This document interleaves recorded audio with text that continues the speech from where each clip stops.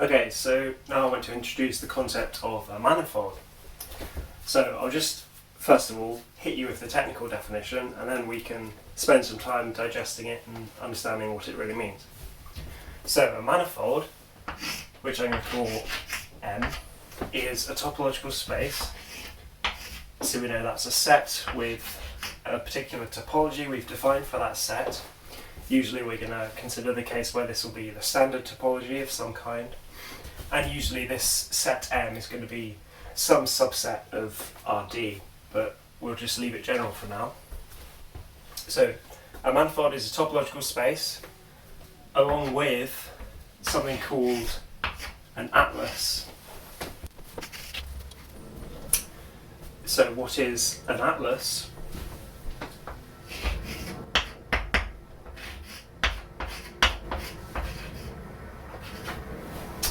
Well, an atlas is a collection of what we call charts. So I'll go through now and explain to you what a chart is. So we have our topological space, which is just a set. If I call the points in that, or the elements of that set rather, I'll loosely now refer to them as points. So if we say that an element in the set, or a point in the set, is called P, then we can create what is known as the chart with respect to that point.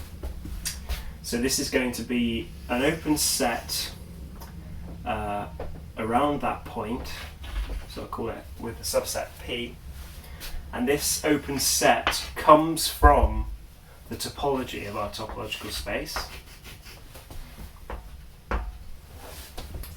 So we're taking a point, we're looking at an open set around that point, and then the atlas comes from, or rather the chart, comes from the fact that there exists a map, which we'll call phi of P. So this is a map from the open set that we're considering into, and I'll write it like this, its image, which is going to be some subset of the real numbers. And it's going to be the real numbers to the dth power, and d we can kind of think of here as being the dimension. Okay, so like with any definition, it's useful to go through it term by term and digest what each point means and have a nice picture. So if I consider our manifold now as just a big blob of points, this is our manifold. Now we remember this is a topological space. So this is our topological space, which we're going to realise as a manifold. Now what this definition says is that for every point in the manifold, we can find an open set U, it can be whatever shape you like as long as it's an open set, that comes from the topology of the topological space. So this is an open set U, and now from this open set we have a map phi, which we call the chart map.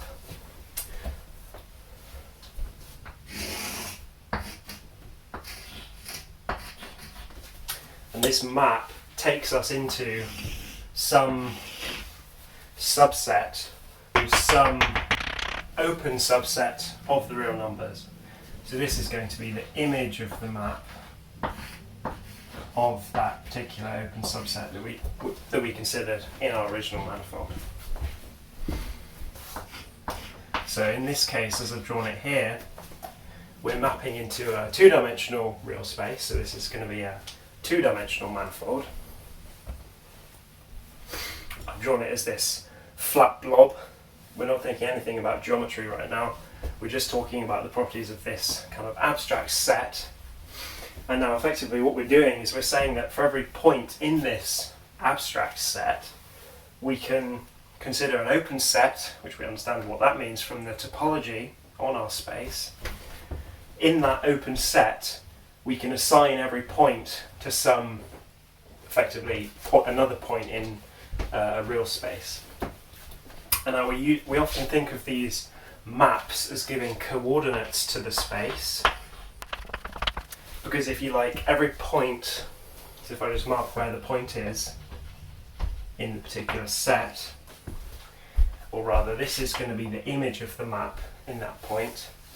So every point in our manifold effectively just gets reduced to a pair of numbers now in R2, corresponding to the coordinates of that point. So this is what we mean by a chart. We take an open set and we map it or give it coordinates which lie in some R2. So what this is effectively saying is that our manifold, now locally is the terminology that gets used, which really just means in some open set which you can define. Locally, you can map that manifold into a real space. So this is often usually expressed as saying that locally manifolds appear to be Euclidean real space.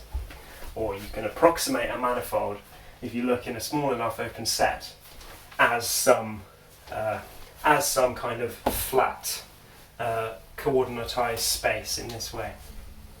This is what we mean by a chart. The set taken together with the map. The set and the map that maps to the coordinates is what we call a chart. And now we could have just as equally considered any other open set. So we could have another chart, say, called V. This is going to produce its own coordinate map. And now I'll call this subscript V because it's a chart around some other point. So under this chart map, which is considering this set of points, it's going to be some other subset of R2. So this would be the image of the V chart now. So in some other coordinate patch of the manifold, which is this open set, which comes from the topology, we'll have some other set of coordinates for the space. So the point V might be, say, here. But now what if we consider the part where these charts overlap?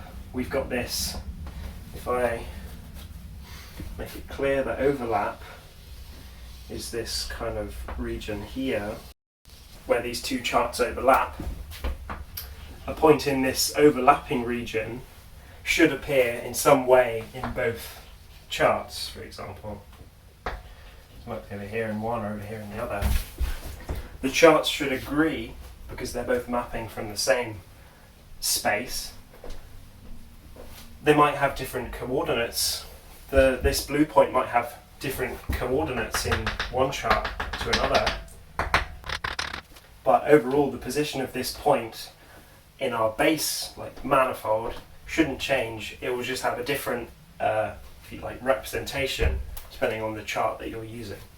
The charts have to agree in that if we started over here in one chart and said, okay, where does this point come from in our original manifold? Well, we can just follow the chart map backwards. I'll say more about this in a second. Follow the chart map backwards into the manifold and then just map it into the other chart. Okay, so that gives us an idea of what we mean by a chart. It's just a subset of the manifold that we can then map to some real flat space. And we usually think of this as giving the manifold coordinates. So if you like, we're kind of just constructing at each point some sort of coordinate grid. So I should just briefly mention now that we can create as many charts as we like on this manifold. I've just given two examples here, U and V, but the collection of all the possible charts should cover the manifold, as we say. So to cover the manifold means that the union of all of the possible charts, and I remember because we're dealing with elements from a topology, we can potentially take an infinite union here and still everything is fine. So we could consider the potentially infinite union of all the possible charts, this should just return us back to the whole manifold. So effectively, every point in the manifold is covered by at least one of these charts.